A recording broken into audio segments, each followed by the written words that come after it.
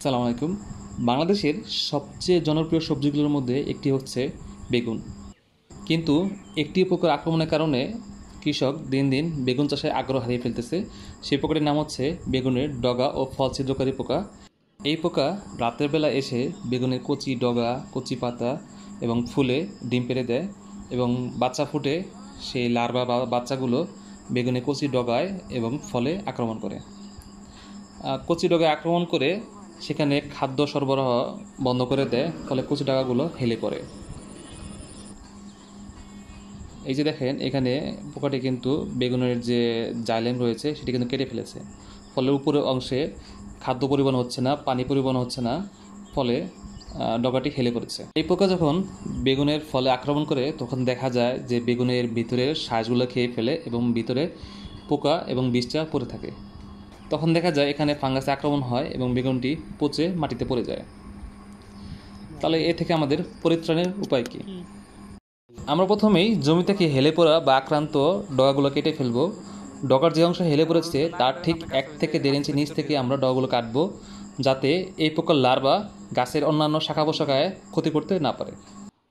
ছিটে ফেলা ডাল ও আক্রান্ত ফল আমরা যদি জমিতে রেখে দিই, তাহলে দেখা যাবে রাতের বেলা এই ছিটে ফেলা ডাল ও ফল থেকে পোকাগুলো বের হয়ে নতুন নতুন ডগা ও ফলে আক্রমণ করতেছে। তাহলে আমাদের ক্ষতি কিন্তু কয়েকগুণ বেশি হচ্ছে।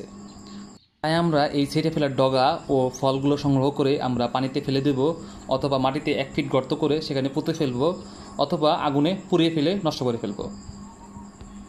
ডগা ও ফলগুলো নষ্ট করার পর আমরা জমি থেকে বিক্রির উপযোগী বেগুনগুলো সংগ্রহ করব। তারপর আমরা জমিতে কীটনাশক স্প্রে করব। বেগুনের ডগা ও ফল ছিদ্রকারী পোকার বিরুদ্ধে সবচেয়ে ভালো ও কার্যকরী কীটনাশক হচ্ছে ইনসিপিও এবং ভলিয়াম ফ্লেক্সি। এই দুটি যে কোনো একটি আপনি ব্যবহার করতে পারেন।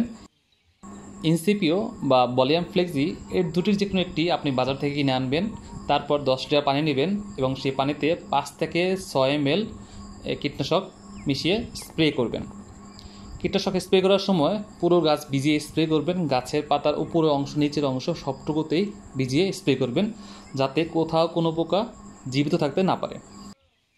এভাবে 14 থেকে 15 দিন পর পর গাছ থেকে বেগুন সংগ্রহ করবেন এবং বেগুন সংগ্রহ করার পর গাছে স্প্রে করে দেবেন। কোনোভাবেই বেগুন সংগ্রহের পূর্বে গাছে স্প্রে করবেন না, কারণ এতে মানুষের বিষক্রিয়া হতে পারে, মানুষের ক্যান্সার হতে পারে, মানুষের কিডনি বিকল হতে পারে। তাই বেগুন সংগ্রহ করার পর আপনারা 15 দিন পর পর গাছে স্প্রে করবেন। সবাইকে ধন্যবাদ। আসসালামু আলাইকুম।